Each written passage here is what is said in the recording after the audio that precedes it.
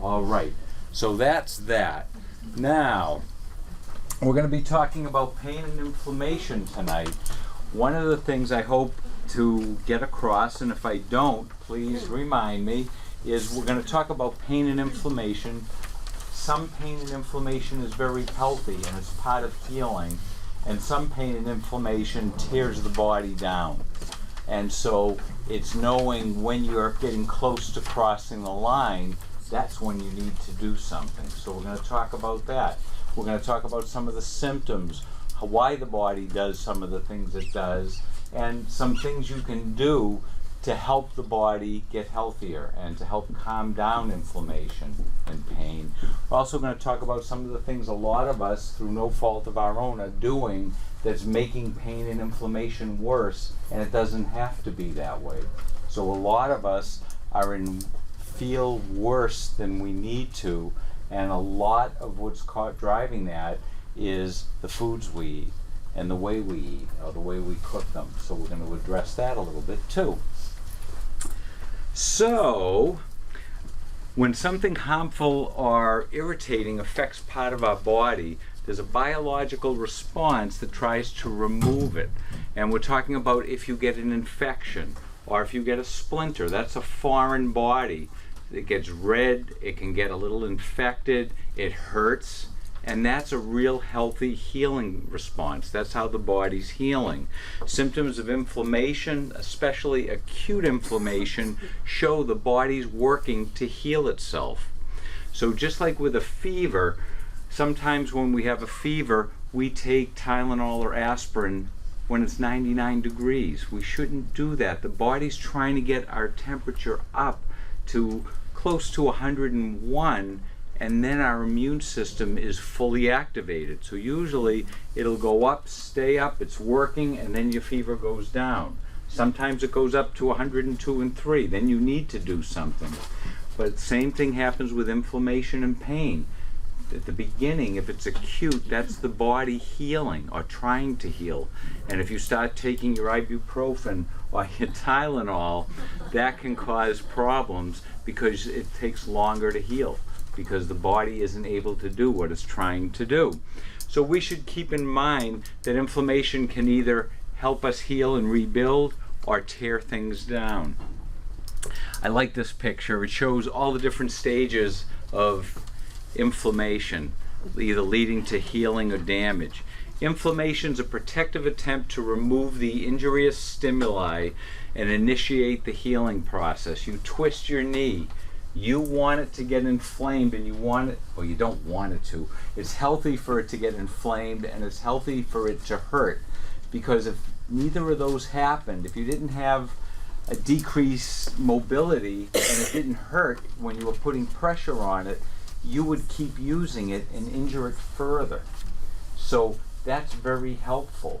So what we do with some of the sports players, it's like, I hate to say it, it's like they're a horse. Let's do whatever we have to do so they can win the race, and if need be, we'll take them out behind the barn and shoot them afterwards. So you could take local anesthetics and pain pills and numb the pain in your knee, and you might have torn something, and you could keep running the marathon. But to what end? You do more damage. So remember, the pain and inflammation can be helpful. So if we start on the left side, the redness is caused by increased blood flow.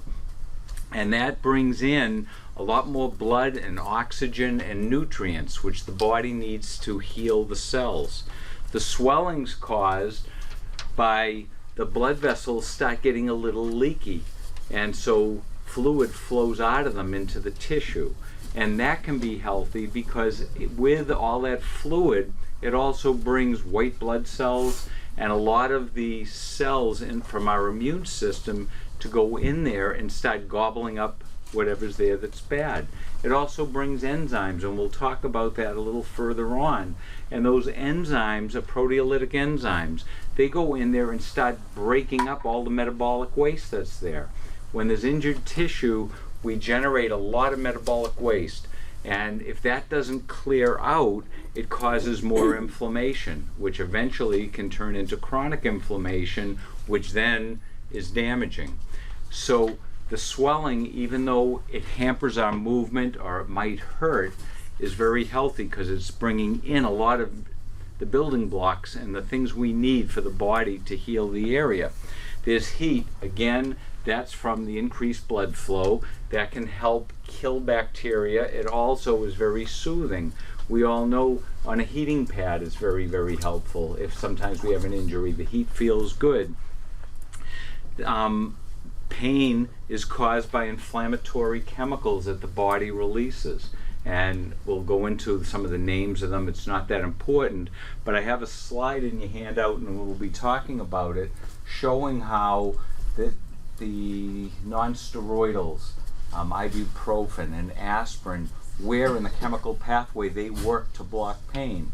And most of the time, you don't want to use those. Sometimes if pain or inflammation is too high, it's very therapeutic to calm that down.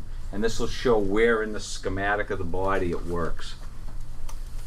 So with any complaint of pain, there's always inflammation to some degree.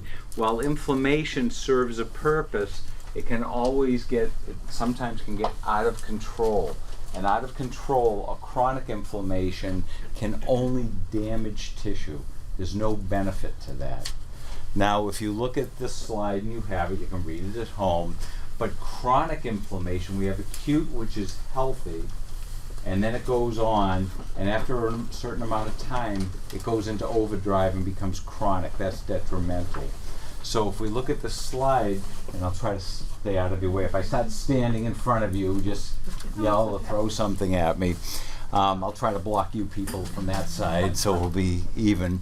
But if you look at it, mental health disorders, bipolar, heart failure, cardiomyopathy, dementia, Parkinson's, chronic inflammatory diseases, irritable bowel disease, pancreatitis, prostatitis, diabetic complications, metabolic disorders, diabetes, heart disease, fatty liver disease, fibromyalgia, that's all tied into chronic pain. Unfortunately, we usually don't realize we're in chronic pain or we're getting there till we already crossed the line, because it would be great if we could prevent it. But the sooner you figure out that this isn't just acute pain that's helping me, and you start dealing with it, the easier it is to go back over the line to acute pain and get the pain to go down and the inflammation. But chronic inflammation is behind most of the degeneration in our system. There's two phases to inflammation. There's the attack and then heal. The first stage of inflammation is called irritation, which becomes inflammation. Tissue gets irritated, then those processes that I showed with the statues start happening, and that leads to inflammation. The immediate healing process starts when we have the heat and the inflammation, and that's very, very good. Acute inflammation is a healthy response. How do you know if it's acute or chronic? Acute inflammation starts rapidly, it can even become severe as the immune system tries to protect us from the invading organism or the damaged tissue, and it tries to control the infection. Now, if you think about it, going back to cavemen days, which is when we were really designed, that's what we were designed for, you got injured, you couldn't go to the doctor and get an antibiotic if you got a cut, because there weren't antibiotics. Your body took care of it, and it did that by bringing the fluid into that damaged tissue, the white blood cells, the macrophages, bradykinin, even serotonin, substance P, those cause pain, and it gets the body activated. It swells up, it gets red, it gets hot. That's very, very good. Very uncomfortable, but very good. Again, that's acute inflammation, and it's healthy.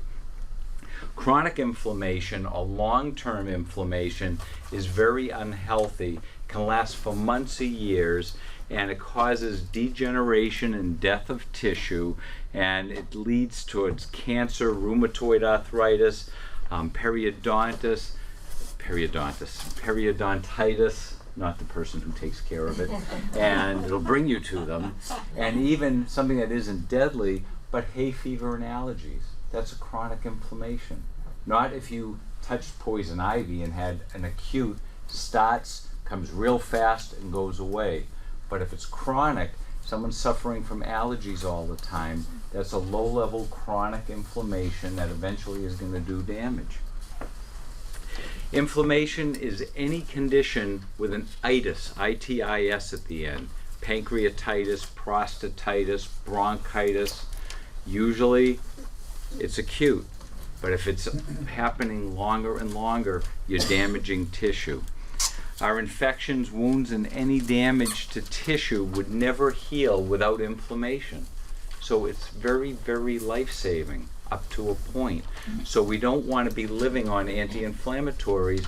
And the sad part is, what if you have some chronic inflammation, there's chronic damage, you're on anti-inflammatories?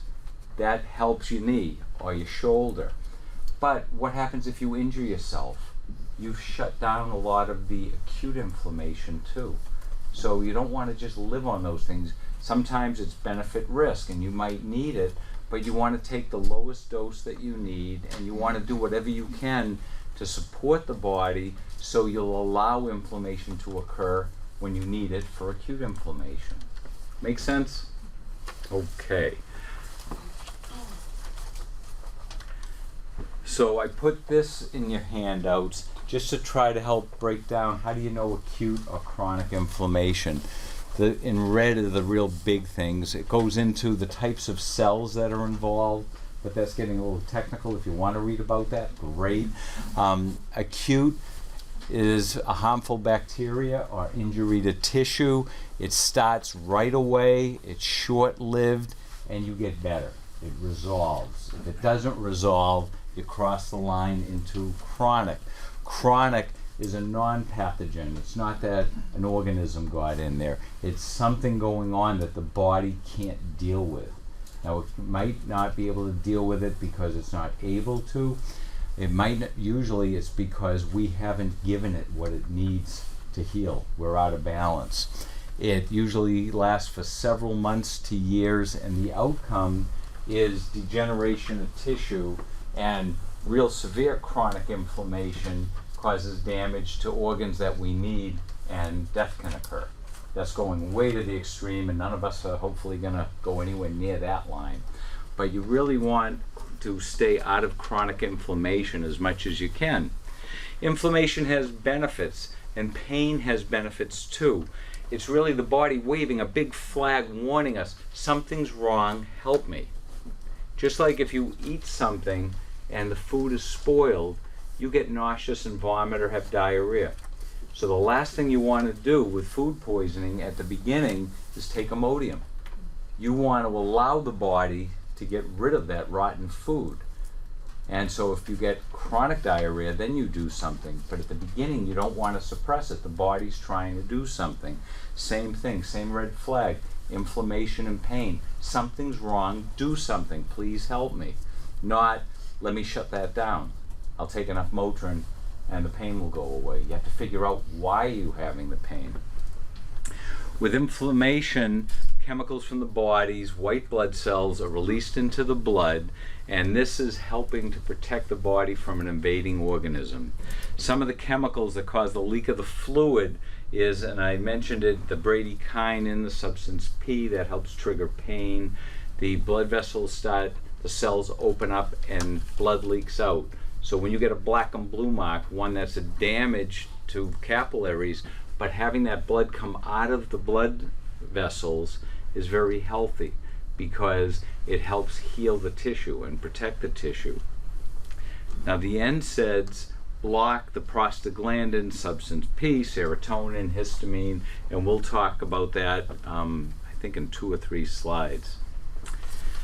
Well, it's important to understand the underlying causes. Painkillers can help calm down excessive and harmful inflammation. If we've crossed over and we have too much pain and too much inflammation, that's when you want to use an anti-inflammatory and something to help with the pain. Because some things that are helpful, the pain and inflammation, can also be damaging. So sometimes even Motrin, ibuprofen, is the proper therapy. So I don't like that. It stresses the liver. Aspirin can eat a hole in your stomach. but sometimes it's the right therapy. You always have to think of the benefit and risk, and if benefit outweighs the risk, you do it short term.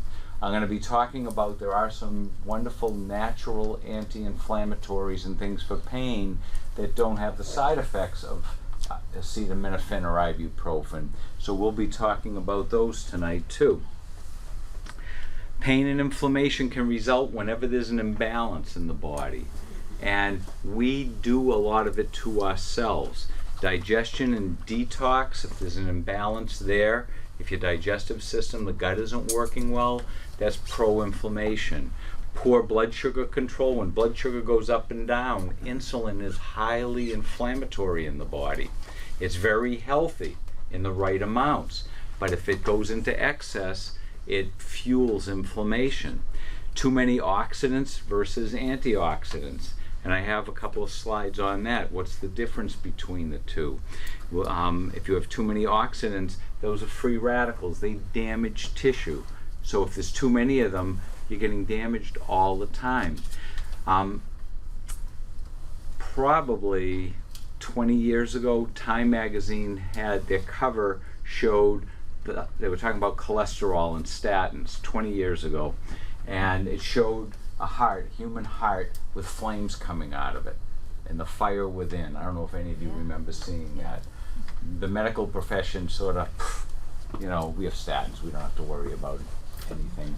What they found is that a lot of people, the cholesterol plaques that are building up are due to inflammation and due to the lining of the blood vessel getting damaged. And that's from too many free radicals, oxidants. We manufacture huge amounts of oxidants, of free radicals, just in a good, normal, every day of living. And we're supposed to have a bunch of antioxidants that protect the body from it. And if they don't protect it, if we don't have enough antioxidants or we're making too many free radicals, we damage protein in our body. And the lining of our blood vessels and our muscles and all of our tissues are made out of protein. And there's the free radicals. When you're in the sun, if someone's in the sun too long and they get that leathery skin, that's due to free radical damage, to too many oxidants. The ultraviolet light causes a lot of free radicals to be made. When we eat white flour and white sugar and the bad foods, it's pro-inflammatory. It makes an explosion of oxidants, of free radicals. And if you're eating all that lousy food, that means you're not eating the good food, and the good foods have the antioxidants. They're the ones that protect us. So the free radicals aren't bad if they're balanced by the good food. So some of us go out and buy all this good food and we make a delicious soup with all these fresh vegetables, nice and thick, and we go out and get organic vegetable broth, and all the fruit, all the vegetables are organic, and free-range chicken, and we throw that in. We make it and we put it in containers and have them in the freezer so we don't have to go to McDonald's for lunch. And then we come to work, take the soup, put it in the microwave for 2 minutes. You destroyed all the enzymes that nature put in the fruit and vegetables to help us digest the food, and you kill most of the vitamins. So you did all that good work, and we didn't have the 3 minutes or 5 minutes to heat it up on top of the stove. So and I'm guilty of that every once in a while. You're in a rush. So just go ahead and go to McDonald's in that case. Save money. You're going down the wrong road, you might as well go flying down the road. All right? So sometimes you have to microwave. Well, you don't have to. Sometimes we microwave. But your microwave should be used very sparingly. You can heat water in it because there's no good nutrition in water. But eat the food. Nature gave us all this good stuff to protect us from getting ignited and be burning up. All right. Diet's important to extinguish inflammation and reduce the inflammatory mediators that lead to pain. For people who don't think that's true, I'll challenge all of you, and I hope most of you won't do it because it isn't healthy. But if you go home and for the next 48 hours eat much gluten, white flour, white sugar, and see how you feel, then stop. Eliminate it completely for 48 hours and then go back, have a big bowl of pasta, some nice garlic bread, a couple of beers, or eat a whole pizza and all that, and then let me know how you feel. The problem is when we eat the white flour, white sugar, and too much gluten, our energy level is down here and we're very bloated and exhausted. But since there's so much gluten, white flour, and white sugar in most things we're eating, this is our normal. But it really isn't. Our energy should be up here. So when someone eliminates it for 48 hours and then has that heavy load, your energy was going up and you were feeling great, and then you slam it down and you really notice the difference. Whereas if you just say, I have more people that say gluten doesn't bother me, white flour and white sugar, I can eat whatever I want, it doesn't change anything. That's because you're in a rotten place to begin with. There's not too much further to go down. And if you did go down further, you wouldn't know you were feeling lousy because we'd be planting you. And we don't want to be doing that. Okay, it's been a long day. The seeds of chronic inflammation and a lot of health issues start with the gut. And any of you that have been to any of our lectures, or even in the newspaper now, everything begins and ends in the gut. That's where we break down the food, nourish the body, and poop out the waste product. So if you're constipated or have diarrhea, you're not cleaning out the body efficiently. If you're constipated, the food can't work its way down, so you're not absorbing the nutrients. So again, you're wasting all this good food. And usually, a lot of it has to do with either diet choices, or it has to do with, I have a lot of people I work with that will say, the last 5 years I have been eating perfectly.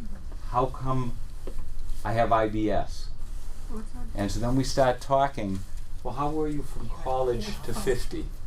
Oh, I ate anything I wanted, but I didn't have a problem till now. And when I had a problem, that's when I cleaned up my diet. How come I feel lousy? I've been eating great for 6 months. How about you have to clean up the mess of 20 years? Eventually we cross the line. The body just, when you have a symptom, it's not that something started then, it was the body finally gave up. It just couldn't deal with it any longer.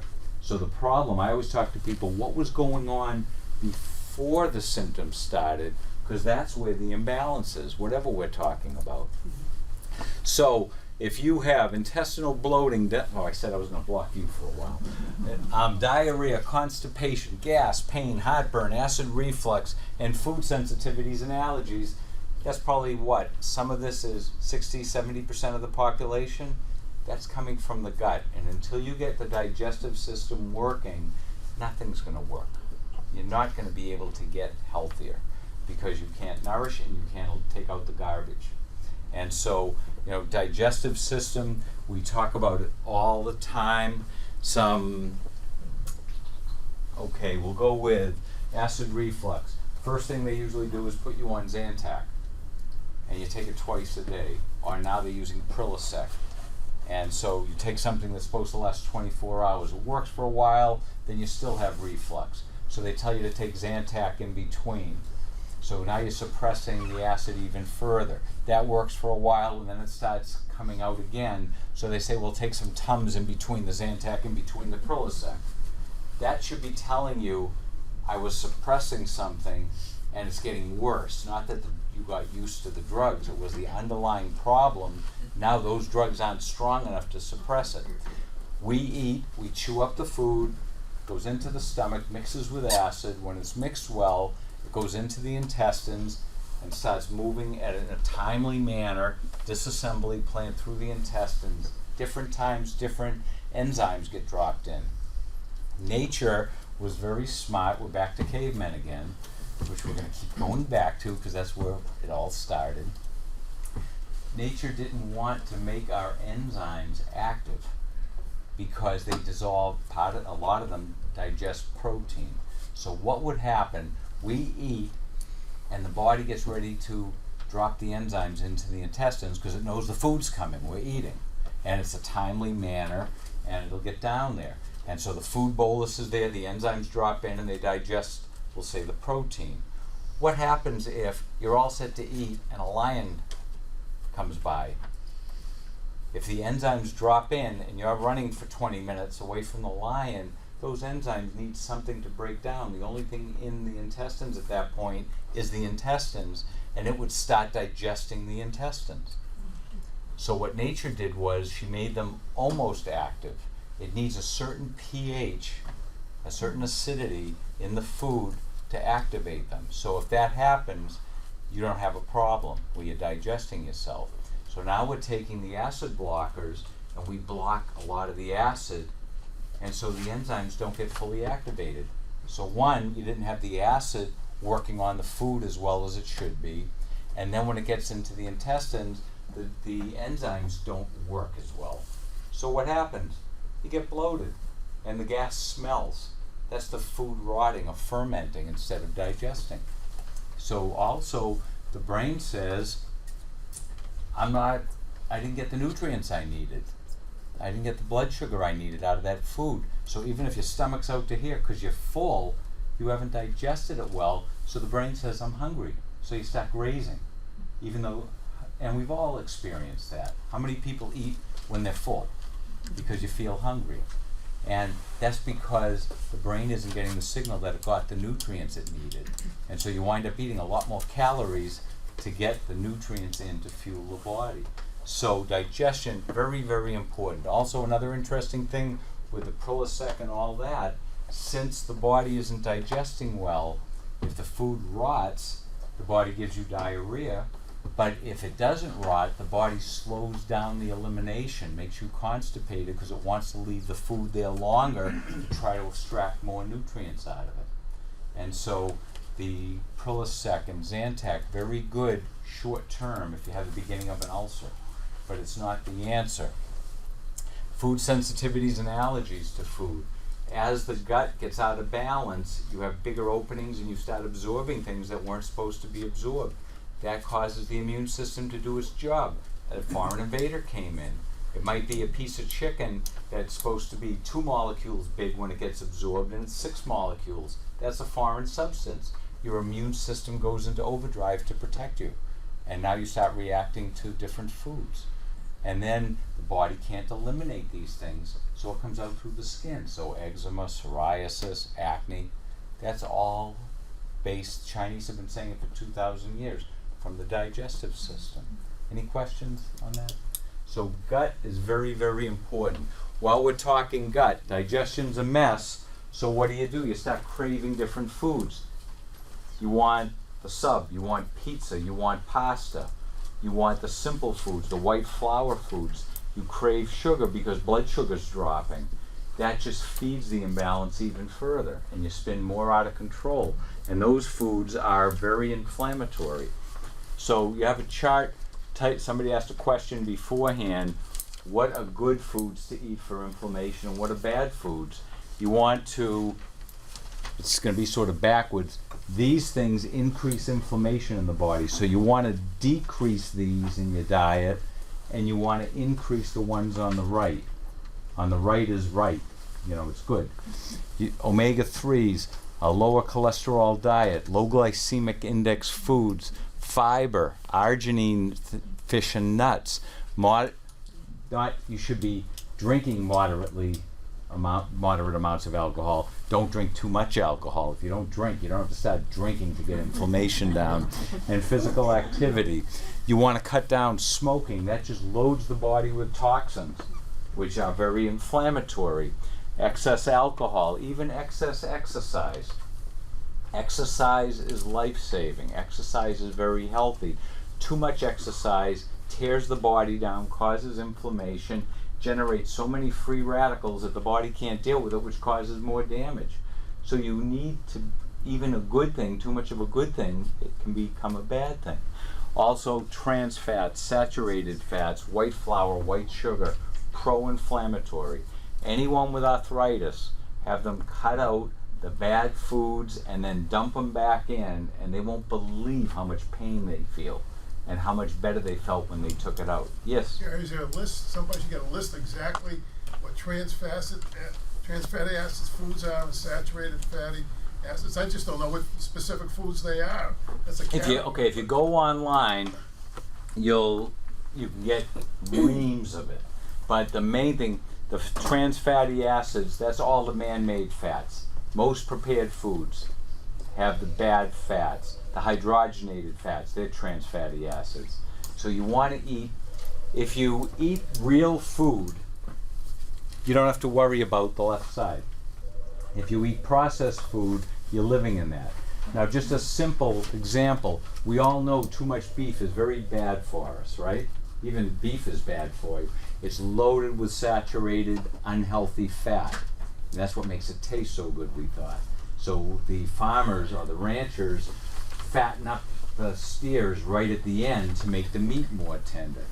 If you take that same steer and have it graze out in the field, you're not feeding it corn, and you're not having it live in a pen, there's very little omega-6 in the fat, and most of the fat is omega-3. Omega-3 is anti-inflammatory. Omega-6 is pro-inflammatory. It causes inflammation. The beef industry, I don't know how to call it, the not free-range beef, you know, the ones that are fed cornmeal and all that. Thank you. Conventional beef is loaded with omega-6. That's why it causes the heart problems. Whereas if you ate the same animal that was allowed to live the way it was supposed to, like I'm saying, let's eat the real food. Let them eat the real food. It's amazing. The fat, you can have a nice marbled piece of beef, and if it was free-range beef, that's all omega-3, just like what's in wild Alaskan salmon, because they're out there chasing the real food. But if the salmon that we get that's farm-raised, now it's better than it was, but originally they were feeding cornmeal to the original farm-raised salmon. What salmon eats corn in the wild? And it's genetically modified corn on top of that. So when the animals eat what nature intended, it's healthier for us to eat them. So if we even take that a step closer to us, if we eat the foods we were supposed to be eating, that has all the good things and not much of the bad. But when we change it, why do we put omega-6 in all of our baked goods and all of our prepared foods? Anyone know? Preservative? Well, not indirectly, yes, preservative. The reason we did that was, any of you bake or remember mom or grandma making bread at home? If you took a homemade loaf of good bread or a homemade muffin that was made the old way, and you left it out on the counter overnight, it would be hot as a rock the next day. Up until recently, and I won't use a name, but one of the big donut places in the area, they had delicious muffins, and you could leave it out of the bag for days and it would be moist and soft. And that's because it had hydrogenated fats in it. Good fats go bad. They're very delicate and they go rancid fast. We, the consumer, demanded it. We wanted very cheap, and we wanted to be able to buy stuff we could put in the cabinet and pull out 6-8 months later when we had company, and it would be fresh. Whereas if you go to Whole Foods or Stop and Shop or any of the stores in the healthy area, the crackers that you buy might only have a 2-month or a 3-month expiration, and if you open it up at the end, it smells rancid. It is rancid. The fat in there, the good fat, the omega-3 that they used, went bad.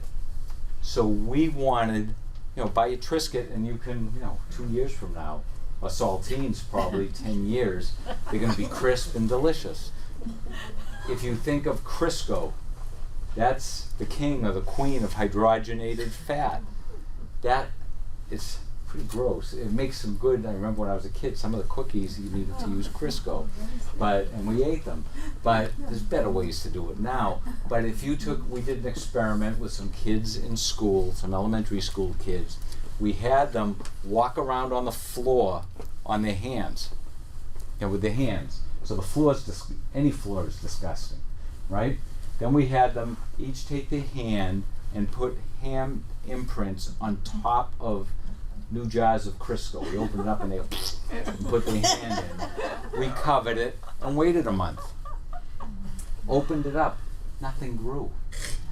Even for bacteria, there's nothing there for it to live on.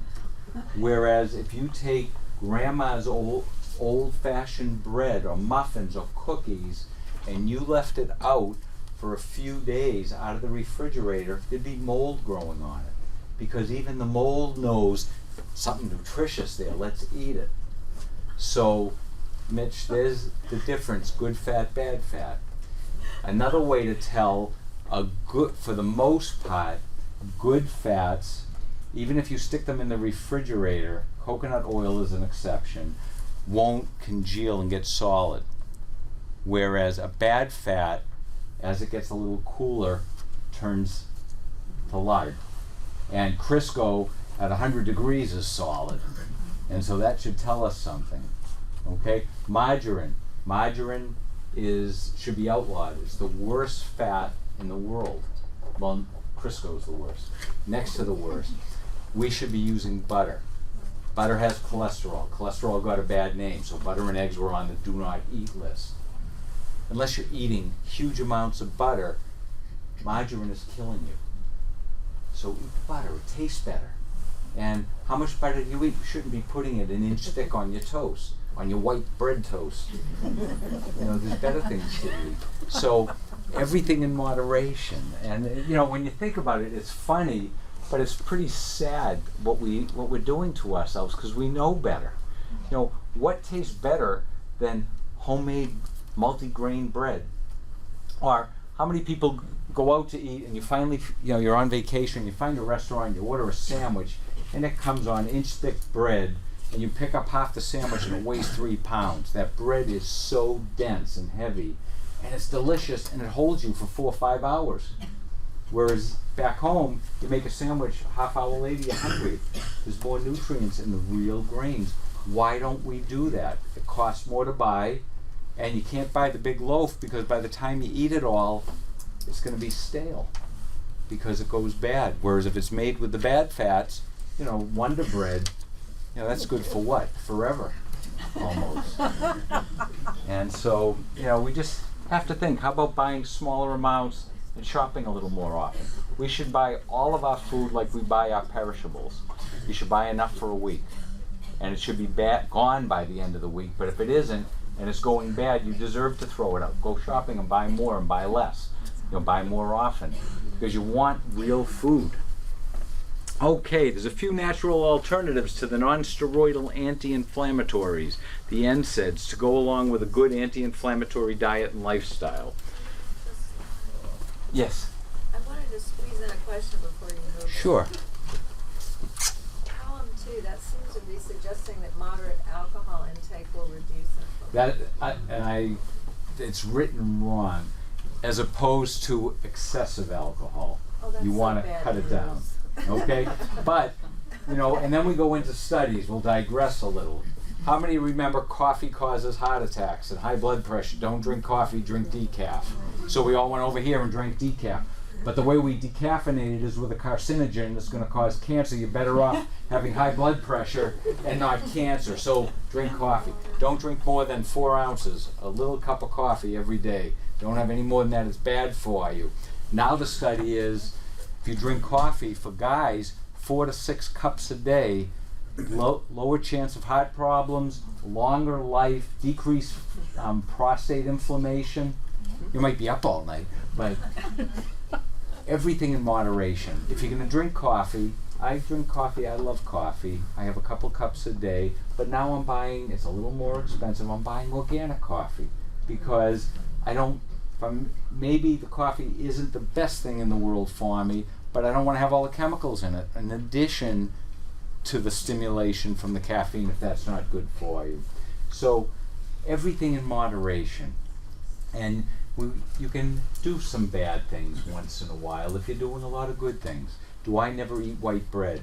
I haven't had Wonder Bread probably since I was a kid eating a Fluffernutter. I haven't had a Fluffernutter in God knows how long, thank God. But I live a little west of here. There's a wonderful restaurant, Sweet Basil, in Needham. And his food is out of this world. And he makes the best pesto I have ever had. But the best part is he makes his own bread. And they come over with, it's a thick, hard crust bread. And he bakes it fresh, so it comes out of the oven. He cuts it and brings it over with the pesto. 4 to 6 pieces. Anyway, And does it have some white flour in it? Absolutely. But I can't remember the last time I had a regular sandwich for lunch. So I save it for something that's real good. If I go to a restaurant and they bring out reheated white basic rolls, I don't even touch them, even if I'm hungry. Because if I'm going to eat something that isn't real good for me, I want to make sure it's worth it. And there's nothing wrong with that. You go out to eat, you've been good all week, and you love cheesecake, and you're at the Cheesecake Factory, have a slice, not a slab, but have a piece. But if you go somewhere and you order cheesecake and you take a bite and it's just, it's not worth the fat and the calories. Waste the $8 and tell them you don't want it or send it back. So make sure everything is worthwhile, and you don't have to not have something you like. It should be a treat, not a staple. I guess my question is, and I've been hearing, and PBS has been doing programs on this, but some doctors are saying that all gluten, period, is inflammatory, that you should eat. Well, whole wheat is not any better than and no rye, no wheat. Okay, so the question is gluten. Are we going overboard on gluten, or is gluten really bad? And I'll say yes to both. Where there are people who are gluten sensitive, and there are people who are celiac, where it's destroying the lining of the intestines, they have to eliminate all gluten. We don't digest gluten well as an animal or a mammal, but we can tolerate gluten. The problem is there's gluten in almost every single meal and snack we're eating, so again, we're taking it to excess. So do you have to be anal and eliminate all gluten and never have any grains and all that? No, we need the grains. But just a silly thing, I never knew it. One of our friends is a chef, and he said he prides himself. He has a whole area of the kitchen that's gluten-free. And he has people come in, and the menu's labeled, they don't mix the pans and all that. And there's one person that's extremely sensitive and kept having a problem whenever she ate there. And she liked him and kept telling him, you're putting flour in somewhere. Lo and behold, he checked, he's buying 100% pure butter. They buy the big blocks of it. And lo and behold, some of the manufacturers add some gluten into the butter when they pour it in the mold, because then it sticks to the vegetables better, so they're more buttery. It's not labeled. So we're putting gluten in everything. And also, if you think about it, if you look at most of the snacks and the foods we eat, we're having gluten every single meal, every single snack. We should be rotating our foods. Strawberries, wild strawberries, very good for you. You don't want to eat them 3 times a day. You'll eventually get a sensitivity, because we weren't supposed to be eating them 12 months a year, 3 meals a day. So rotate your foods. If you are a little sensitive to rye, if you eat a 5-grain bread, you're not getting much of any of the grains, as opposed to eating a rye bread. And wheat is a terrible grain because there isn't any. Spelt is really wheat, and the wheat that everything's made out of has been so engineered to make it bug resistant and more cycles per acre per year, that it's not the food that our body was designed to eat.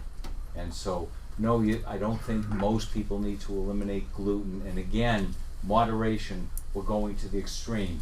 You're either an ultra-liberal or an ultra-conservative. There's nobody in the middle, and that's what got us into the mess we're in. How about we use our brain, and some people might have to be on that end and this end, but a lot of us can be in the middle and do things and moderate. Thank you. You're welcome. Yes. Okay, going back to digestion, apple cider vinegar. How many remember Grandma drinking apple cider vinegar or taking it? Bragg's apple cider vinegar. Apple cider vinegar, believe it or not, it's very acidic. So one, it's very good for digestion, unless you have a bleeding ulcer. We're finding as we get older, the more mature people, a lot of times they have reflux because they're lacking in acid. So taking apple cider vinegar with the meal helps. And so, who knows? We usually think reflux, we have too much acid, let's suppress it, and it gets worse. Then you add some acid in there and it gets better. How does that work? Well, maybe we have the same symptom from that side and this side. Apple cider vinegar, when you take something acidic in your body, the body alkalinizes. So apple cider vinegar, believe it or not, can help balance the pH, not make it more acidic. But the best pH balancing is eating a good diet, not eating all acidifying foods, red meat and junk food. Make the body very acidic. You don't have to be drinking baking soda to balance your pH. Let your kidneys do their job. Give them the grains and the green vegetables and the fruits, along with a normal amount of meat and not much processed foods, and your pH will start normalizing on its own. You don't have to force it. So apple cider vinegar, very good. Another thing about apple cider vinegar, you have a sugar craving, take a shot of apple cider vinegar. Within minutes, deactivates the amylase and starts stabilizing blood sugar. And so it's very good for the sugar cravings. Going to natural alternatives to the NSAIDs, there's a bunch of them. Vibrazyme, very, very interesting. There's Vibrazyme, there's one company makes it, another company makes a product, Repair Gold. These are great anti-inflammatories. If you have an injured joint, these get in there and they're enzymes. You take them without food, an hour away from food. They get into the bloodstream and they go in and break down the fibrin in the injured area and release all that metabolic waste, and inflammation goes down. Why do we need to take it? Because we screwed up what Mother Nature gave us. Nature put in the foods all the enzymes we need to digest it. If we pick them, cook them properly, and eat them properly. Our bodies make the same enzymes, but those enzymes are supposed to get into the bloodstream to work with our white blood cells to kill bacteria and viruses and to help with inflammation. Problem is, we're eating food that isn't nutrient rich, that we're killing it in the microwave, or it's old, so it doesn't have the enzymes. So the body is diverting a lot of these protective enzymes to the digestive system to digest the food, which is leaving that flank wide open to inflammation. So if we eat the proper foods, we can find we have less inflammation. One of the reasons is because the enzymes that we make are going to where they're supposed to go to help balance inflammation. So it sounds complicated, but it really isn't rocket science. Everything was there. All the pieces were there for us.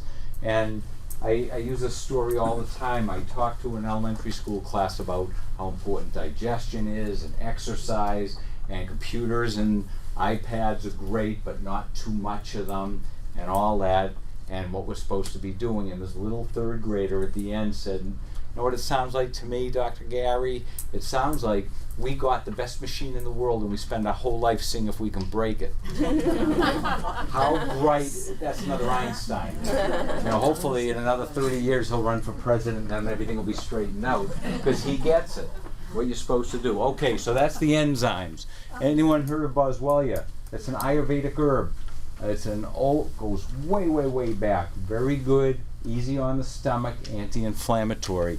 Magnesium comes in capsules, comes in flakes. You can put it in the bathtub and soak in it. Comes in a spray. You can spray it on and rub it on.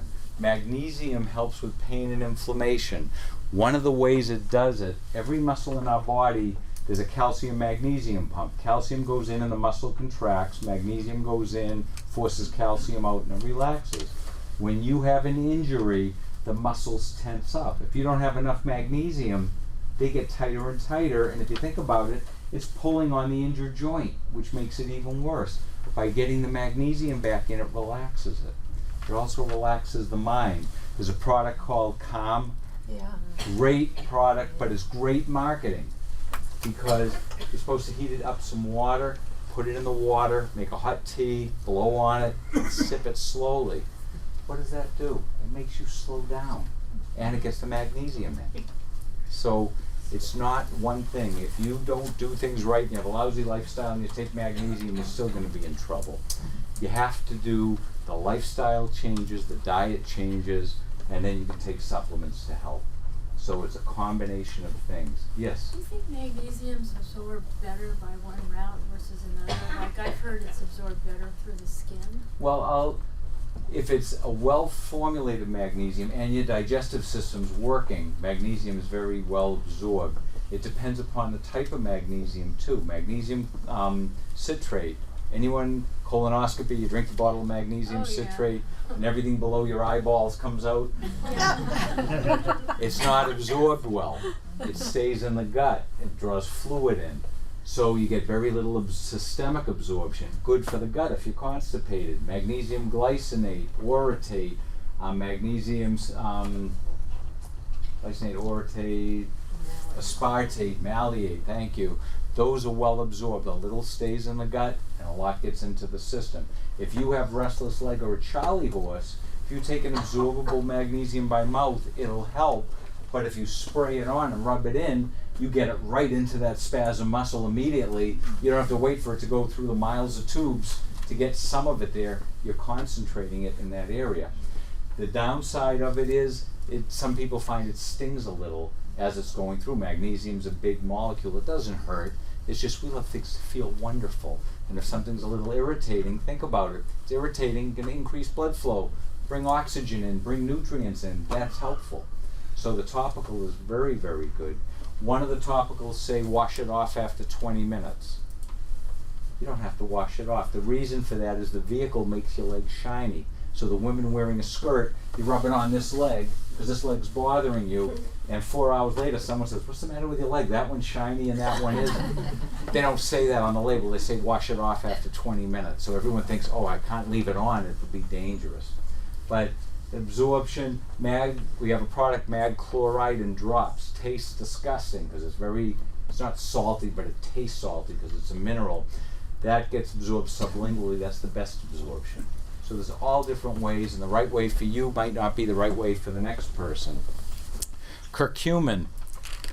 Anyone taking curcumin? Yeah. Okay.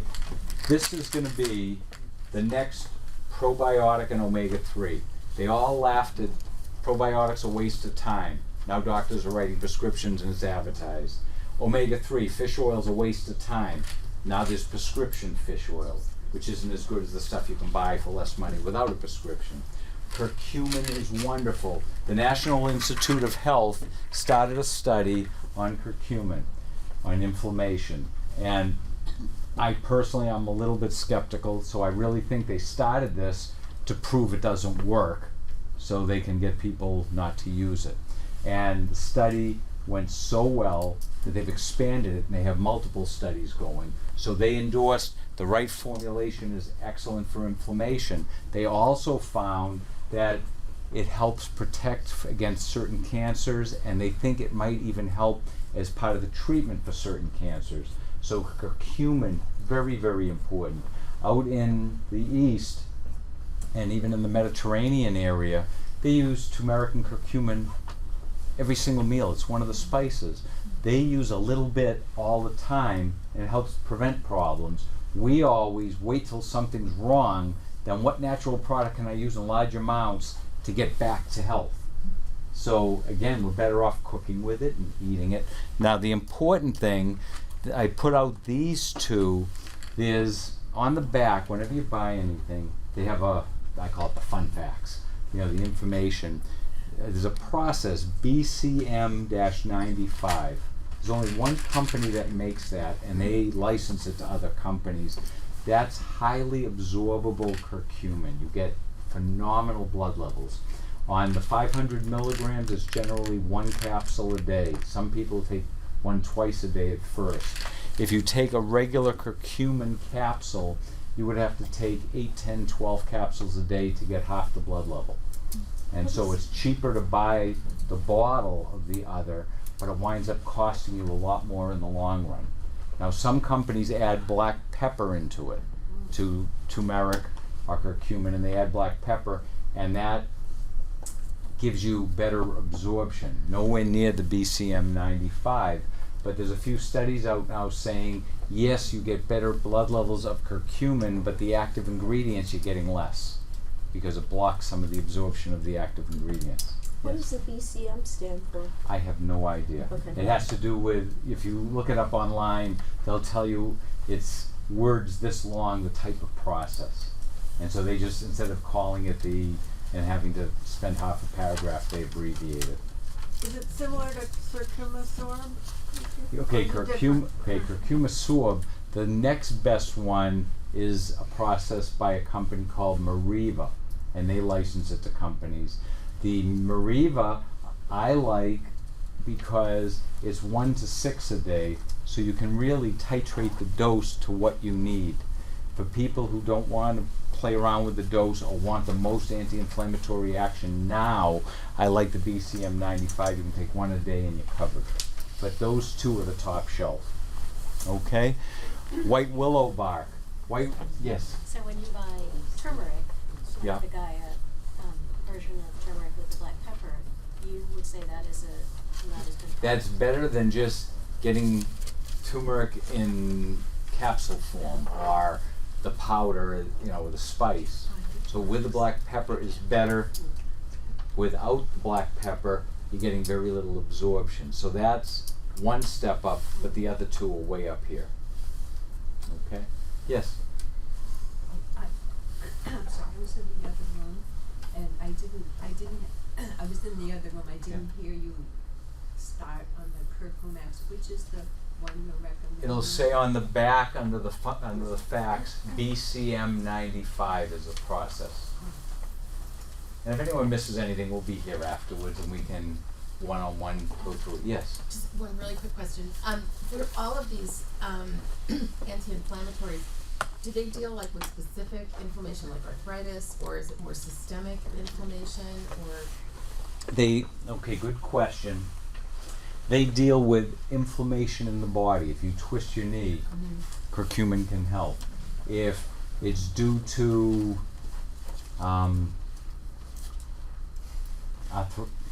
rheumatoid arthritis, if you have systemic inflammation through your whole body, so yes, and yes. It helps the body balance the inflammatory process really for whatever the cause is. You have dental work and you get inflamed. Good for that. Okay, white willow bark, very interesting. White willow bark doesn't eat a hole in your stomach, and it has the active ingredient that aspirin was made from. But man, we figure we can do it we can one-up nature. So we took the active ingredient white willow bark, concentrated it, put it into a tablet, and it works great. But it eats a hole in your stomach. It's very irritating to the GI system. If you take it in the plant form, you get the same dose as an aspirin tablet, and there's no GI irritation. Because all that other garbage that nature put in there helps balance it and protects us. So white willow bark is making a comeback. Cat's claw is very, very good. Omega-3, capsule form, liquid form, all different companies. You want to make sure it's pure. You want to make sure it's been cleaned, because the oceans are disgusting. And there's a lot of heavy metals and chemicals, and the last thing you want to do is take a healthy omega-3 with a bunch of mercury in it and poison yourself. Yes? Is the product called Zyflamen? I'm sorry? Zyflamen? Yeah. What do you? Zyflamen, it's a product. It's very, very good. It's a blend of 3 or 4 different herbs, and it's excellent. Yeah. That's been around for a long time, and it's still, that company, one of their top products. That's made by New Chapter. That's an excellent one. So fish oil, what you want to do, fish oil, the government to help us, I'm from the government, I'm here to help you, with that type of help. It used to, most of the companies used to say on the front how much omega-3 is in each capsule or each teaspoon. The government now says that they want it labeled, how much does the capsule weigh? The fish oil. So if you go to your doctor and he tells you to lower your cholesterol, he wants you to take 1,000 milligrams of omega-3 twice a day. You go to the store and you pick up the bottle and it says, fish oil capsules, 1,000 milligrams. So you say, I'll take one twice a day. Everything is great. What you always need to do, again, look at the fun facts. This one says one soft gel has 950 milligrams of total omega-3s. Some of them have 180 milligrams, but they weigh 1,000. So 1,000 of what? Okay, so you have to. Now another thing, some companies, this company says one soft gel has this much. Some companies will say it has 1,000 milligrams. They say great, but then if you look at serving size, it's 4 capsules. So you take one because you saw it had the 1,000, and you're getting a quarter of the dose. So consumer beware. Ask questions wherever you're buying it. Go in and say, how much EPA am I getting per dose, and what size is the dose? And if they just look at you like, huh? That, walk out the door. Don't let the door hit you on the way out. People who are selling this stuff should know this stuff. Or I don't know how much is in every one, but if you ask me which one gives me the most or which one gives me this number of milligrams, I'll go out and grab a bunch of bottles, look at how many capsules and what it is. Because I know the information's right there. So you have to know where you're looking. Okay. Does it show where it's, you said it needed to be cleaned, how do you? You want it, know that's it's the different companies, and most of them will have literature with the product saying that they test it for heavy metals and chemical contaminants and all that. Most companies test to 1 part per million. Some of the companies test 1 part per billion. And so there's phenomenally good fish oil out there, and there's disgusting fish oil out there. Generally speaking, and I'm not slamming anyone, big box stores have a lousy oil because they're looking to sell you the biggest bottle for the least money because then they're the hero.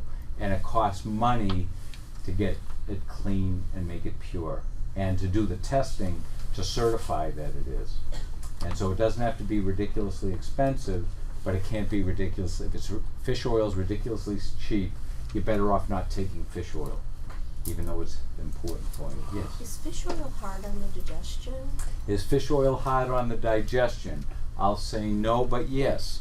The fat is hard on the digestion. So if someone takes a well-formulated fish oil and they're burping and having problems, they have trouble digesting fat.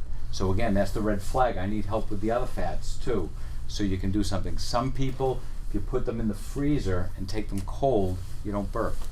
Also take it with a meal. Okay. Diet, I think I've hammered this enough, is primarily to blame for an increase in inflammatory illness. We are doing this to ourselves. Just like diabetes, the majority of people who are pre-diabetic, self-inflicted, and if they become diabetic, they did it to themselves. Not everybody, but the vast majority of people who become diabetic, it's because of our lifestyle and our diet. We're doing it to ourselves. The younger generation now, the fat kids, the obese kids, I'm not picking on anyone, but they're saying 70 to 80% of them, when they get into their late 20s, are going to be diabetic. That's preventable. And we're not doing anything about it. But we have drugs for it, and we have insulin. And now, we're going to be developing, or it might even be out now, you don't even have to inject it. It's like Star Trek, it'll blow it right through the skin, so you don't even have to worry about needles. How about preventing it? And then you don't have to worry about it at all. Common triggers of inflammation, frequent infections, blood sugar issues. When blood sugar's doing this, when you're eating the whites, your blood sugar's doing this, you are pumping out more and more insulin, and you are pouring gasoline on any inflammation. And so you have to get that under control. Food additives, chemicals, processed foods, genetically modified foods. We weren't designed to digest them and to eat them. When you have a genetically modified food, or you have an overly processed food, or foods with a lot of chemicals, the body is spending a lot of energy trying to extract nutrients from it, deactivate all the chemicals that are in there, and then eliminate it. And so it's robbing us of nutrients. And we're not getting the bang out of the food. So you really want to, ideally, I would love to be able to eat all organic, non-genetically modified foods. That isn't possible now. My wife and I went to France a while ago, and we were going through the countryside, and I said to the guide, this is wonderful. They're letting the soil rest, because there were a lot of acres that weren't planted. And he said they are letting it rest because in France they can't use genetically modified seeds. And they can't find enough seeds to plant the amount of acreage they have in France for fruit and vegetables. How sad is that? Here they want to do it right and they can't buy enough seeds, so they have to spread around who's not growing this year. And so, you know, it isn't good for us. And now we have the frankenfish. You know, we have a salmon, which is great. A regular salmon in a certain amount of time will be this big, and the new one will be, what, twice or 3 times the size, eating half the amount of food. And it's perfectly fine to eat. It's identical to the regular fish. Okay. Yeah, that's what they're saying. And also, in this country, they're saying if something is cloned or genetically modified, we really don't have to have it labeled that way because it's identical. So if it's the identical thing, why label it either way? I want to know. And so, but that's me. Pardon me? You have a lot of companies. Well, but you know, we can drive the market. It takes a while. And if you look at it, places like Stop and Shop now are expanding their healthy section. Now, that natural food area used to be that little tiny corner.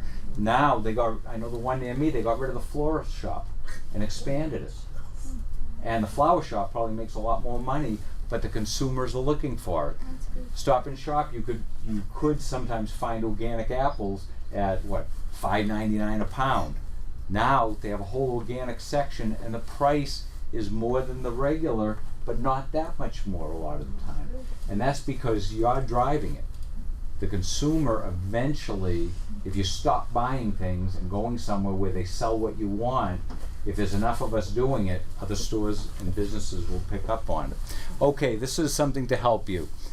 Unhealthy nutrients, sugar, Mitch, you were asking that. Sugar, salt, alcohol in excess, tobacco, the greases, the bad fats, saturated fats, artificial colors and preservatives. They destroy the body. We store man-made chemicals that our body can't detoxify, get stored in the fat.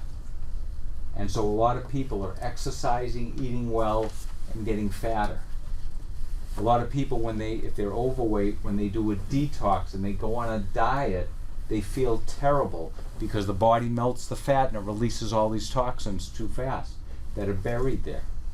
People who had liposuction when that was real big, a couple of places started analyzing these big cellulite globs and they were loaded with fat-soluble chemicals. That's the body walling it off and trying to keep it out of the system. So you can do it, but you have to do it right. So you want to minimize those things. You want to add these things. Vitamins, minerals, yes, buy supplements. That's great. Eat the food. Get most of it from the food. Fruits, vegetables, water, unsaturated fats, complex carbs. Carb-free diet, terrible thing. Simple carb, overload, killing you. Complex carbs we need. They break down slow, get glycogen, blood sugar level for hours. Whereas simple carbs goes up and down. You feel good for 20 minutes and then you're starved. So it's not that a type of food group is bad. It's the subgroup of that, the simple carbs. Good fats, avocado, nuts, wild salmon, olive oil. Bad fats, the delicious fast food. But what's really interesting, we can train our bodies to eat foods that we shouldn't eat. Now, I've been in New England my whole life. Summertime, I love a good fried fisherman's platter. And the bigger it is, the better it was. Clams, you never had a half pint of fried clams. You went to the place that gives you the platter of fried clams. And you could eat it and tolerate it and everything was good. When you get away from that fried food, you sit down and eat it and you're sick and you taste it for hours. But there's nothing wrong with having a couple of them. Split it with somebody. No, you don't have to eliminate everything, but the body gets used to it and it likes that. Just like we used to love, there was only wild salmon, and we're so used to the farm-raised salmon, it's mushy. And people that always eat farm-raised and you give them a good piece of wild, fresh-caught wild Alaskan salmon or the North Atlantic salmon, and they don't like it. There's bones in it that you can't chew up, and it's a little bit harder. I don't want to say hard, but it's more like steak than it is mush. And they say that's not what fish should be like. No, that is what fish should be like. We got used to the wrong type of fish. Okay, this is the chart I was telling you. The N6 means omega-6. Well, it's not N, it's omega. That's from corn oil, from the fast foods. But if you eat a normal amount of omega-6 and you have the right amount of omega-3, it's going to go straight down to PEG1 and TXA1, which you don't have to know those, but those are anti-inflammatory mediators. They help control inflammation. If you have an insulin problem, or you're eating too much white flour and your sugar's doing this and insulin's high, or you have an overload of the omega-3s, it goes down to arachidonic acid, which then is pro-inflammatory. It causes inflammation. And that's where the NSAIDs and aspirin work. Also interesting, Singula is there. That's an antihistamine. And it helps with inflammation. They're using it for inflammation now because it blocks that pathway. The omega-3s on the right only make anti-inflammatory things.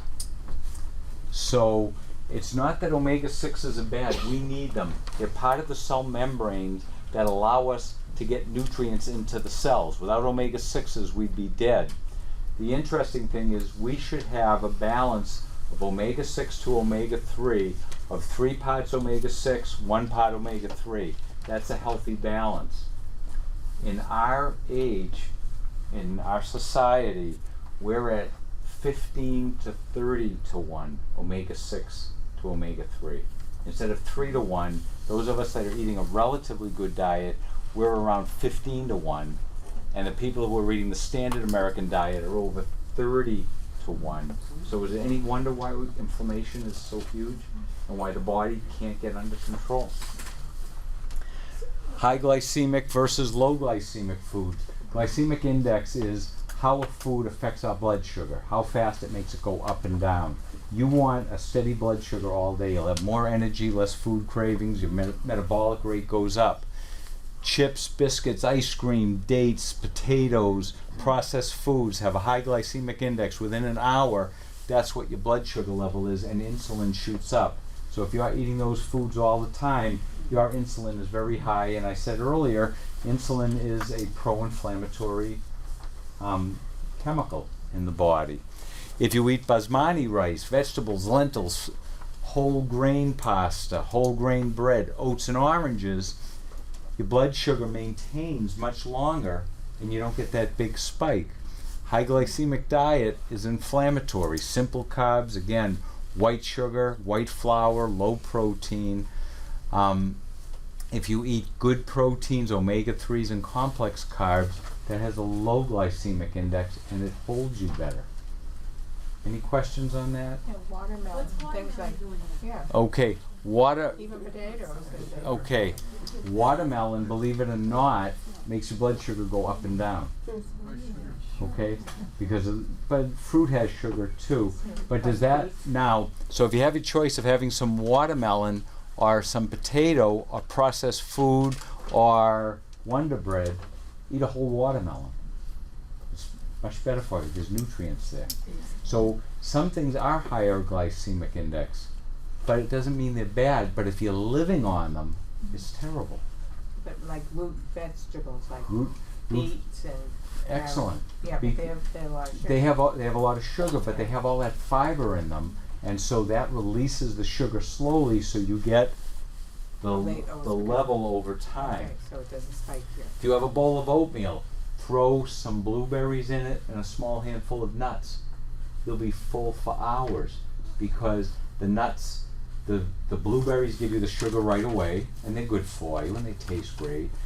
The nuts take an hour or two to start breaking down to maintain blood sugar, and the oatmeal is sort of in the middle. So you get that nice steady state for hours.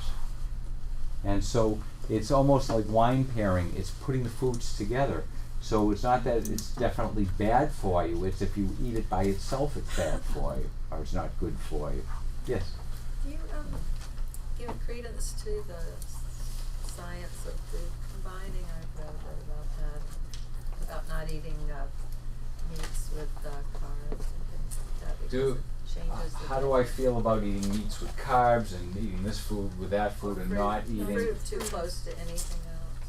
I'll say if you have a real serious condition, then yes, but no. It And doesn't contribute to inflammation. no, or not if you're digestive eating problems. good. No, not if the digestive system's working. Because if you think about it, in the old days when we didn't have the internet, who knew? You sat down and had a plate, but the plate had a variety of foods on it. It's if you're eating too much of something that you can throw things off. It's like I have people come in and say, you know, I don't want to take a multiple vitamin. I don't want to take my calcium with the magnesium, because if you take calcium with magnesium, they compete.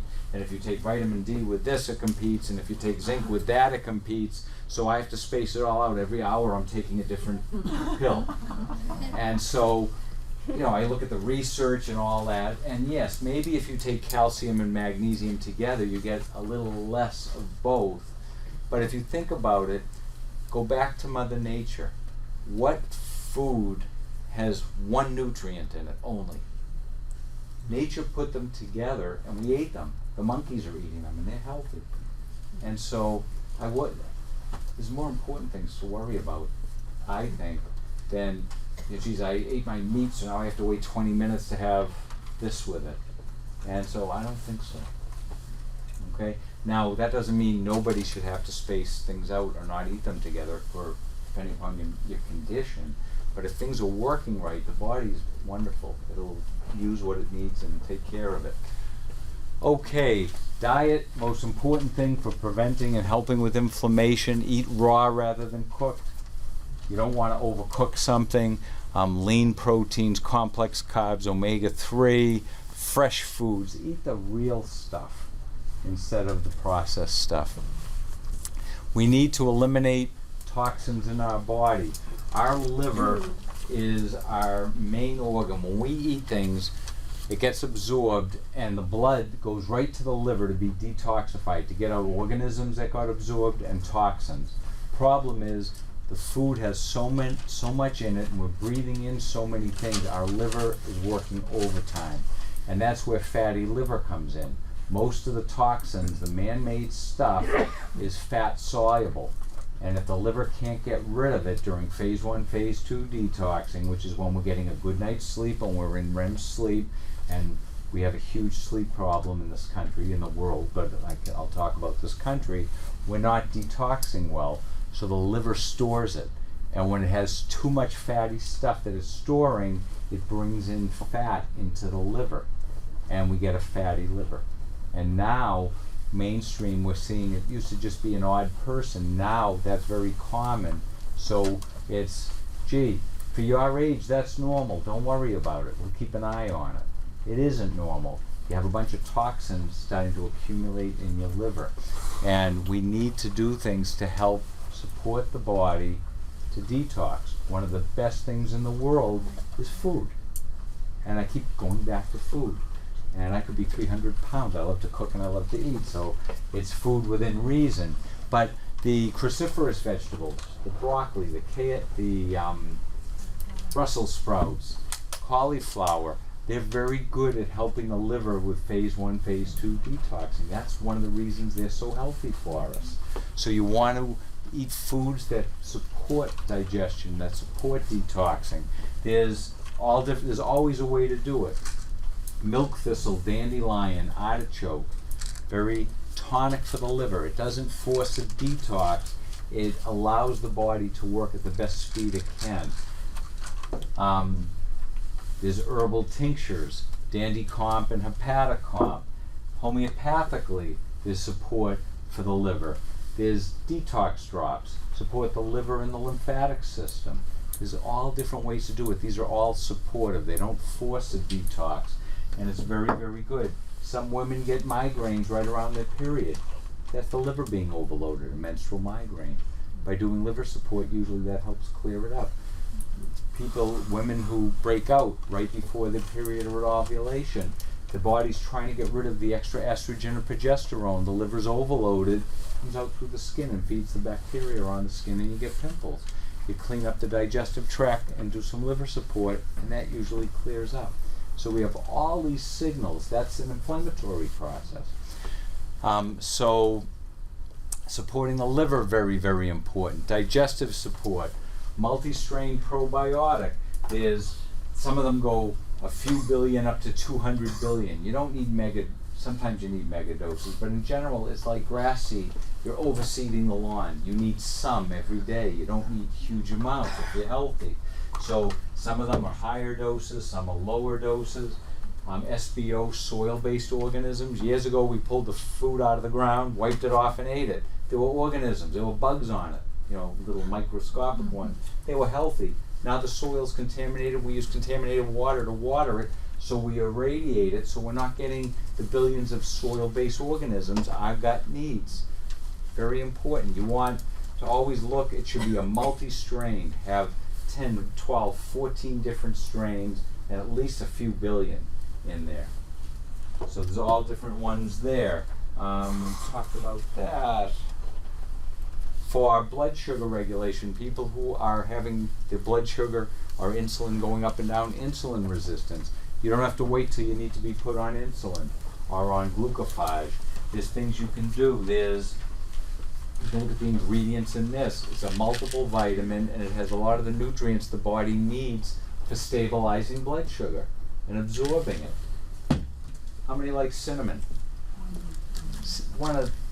Besides curcumin, excellent. If you have blood sugar issues or insulin resistance, if you get sleepy, that's a blood sugar problem. You should eat and feel better and get more energized. But if you go down, you're going hypoglycemic because you're insulin resistant and the sugar, the glycogen, isn't getting into the cells, into the brain. Cinnamon bark twice a day, 2 capsules, breakfast and supper, can help with insulin resistance and help stabilize blood sugar. Nice natural product. Or you can take glucophage if you're having a little problem, and one of the big side effects is diarrhea.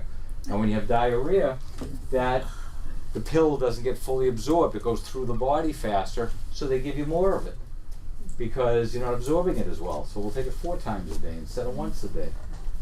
Really. What about chromium for okay. blood sugar stuff? We need a certain amount of chromium, vanadium, alpha lipoic acid to help with blood sugar. And it's like making chicken soup. You need a whole bunch of ingredients, and if you only put 2 of them in large amounts, the soup is terrible. So you need some of everything. Diaxanol, this product, has biotin, chromium, alpha lipoic acid, cinnamon, and vanadium. 1 twice a day. Not, if you look at the doses, you say, well, gee, I don't want to take just on chromium, 800 micrograms. I need a lot more than that if you're trying to force the body with 1 nutrient. But how about giving the body some of everything it needs and let the body work? So that's it. How do you know what to take? You talk to us, or you talk to somebody, because everyone's different, and what one person needs, somebody else might not need. What was that called again that you just told me? Diaxanol. Diaxinol.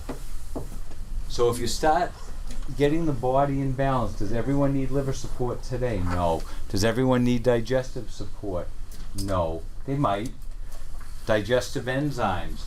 There's all different ones. There's Digest Basic is one of them. That's a low dose, but it has like 14 different enzymes. It covers all food groups, but it's a little bit of support. Digest Gold is a high-level support for people who really need a lot of enzymes. Optozyme has bile in it. People who have had the gallbladder out, you still need bile, but you're not concentrating it. So this has the enzymes plus bile.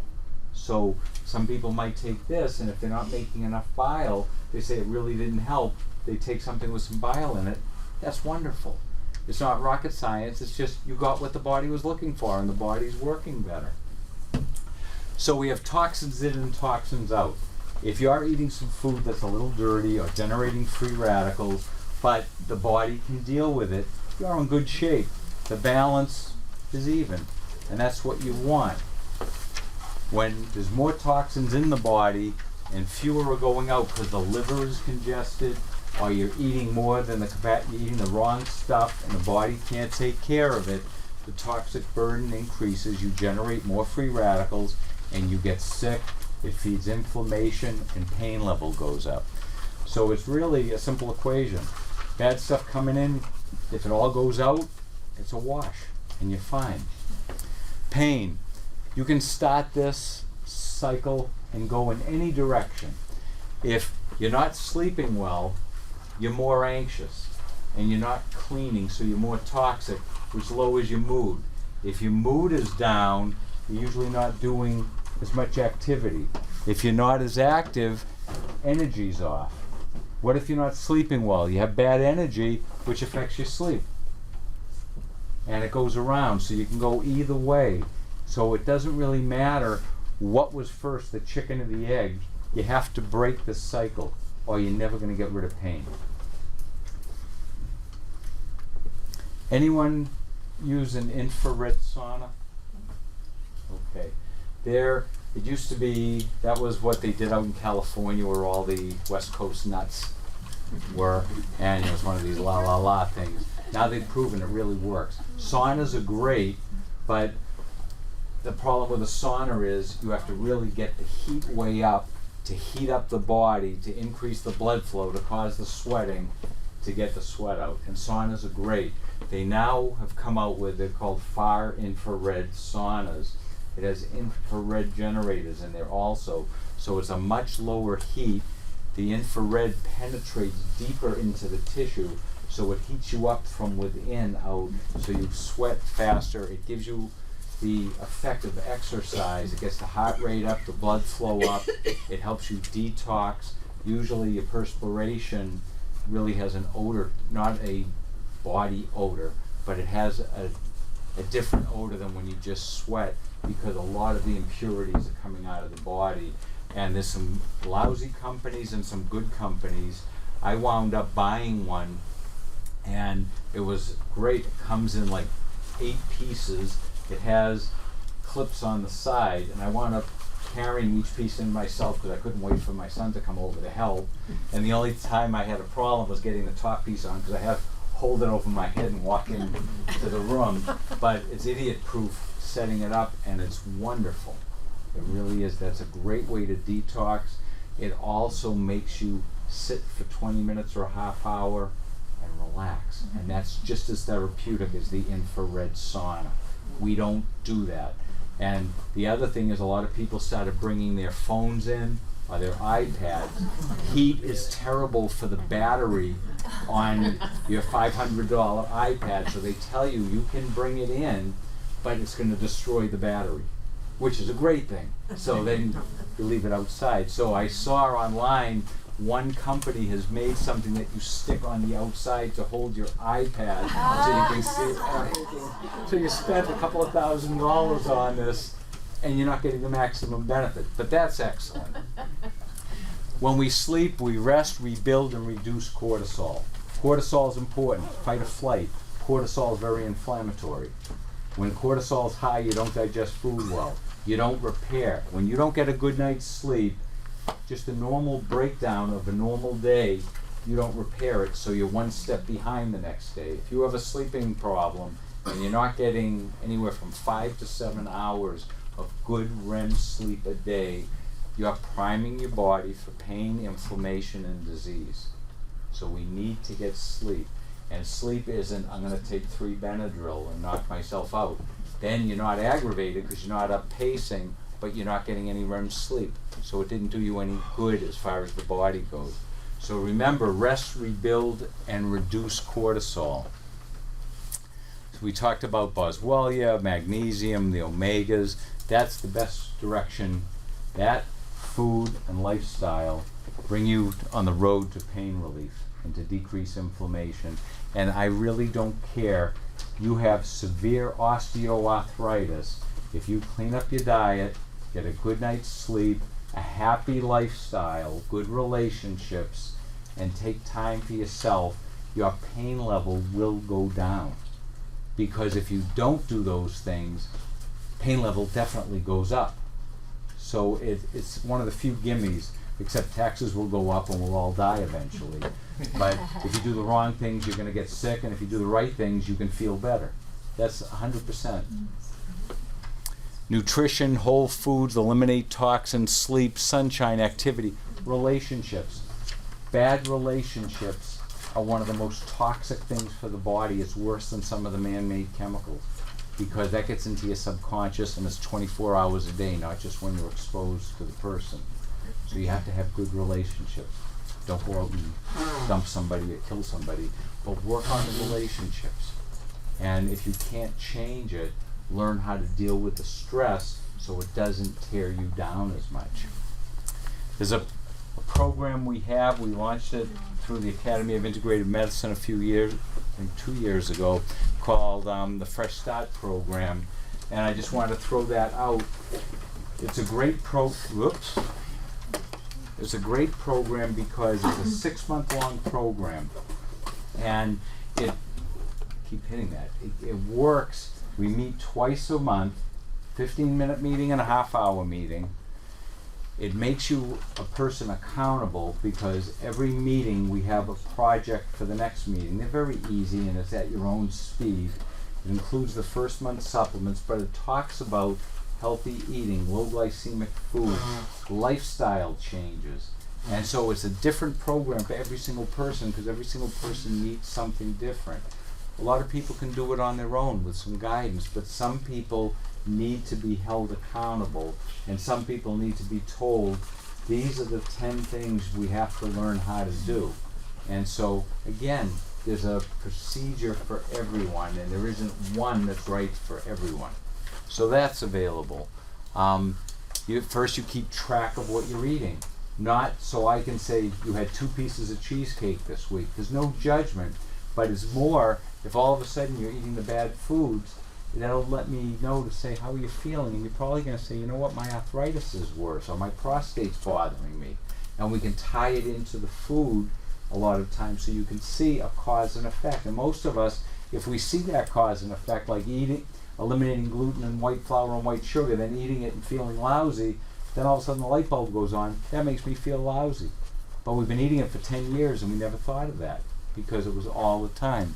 So that's very good. It offers care, encouragement, support, and accountability. And most of us need some sort of accountability, just like going to the gym. If you meet a friend at the gym, you go more often, because you don't want to disappoint them. But for yourself, you'll make excuses, well, I'll go tomorrow, and you don't get there. And that's it. I hope that was helpful. Yes. Here's an article written. Tom Brady's got this very strict diet. Yeah. One of the things it actually said is stay away from nightshades, which I never heard of the term nightshades before. Okay. But the nightshades, the peppers, that stuff.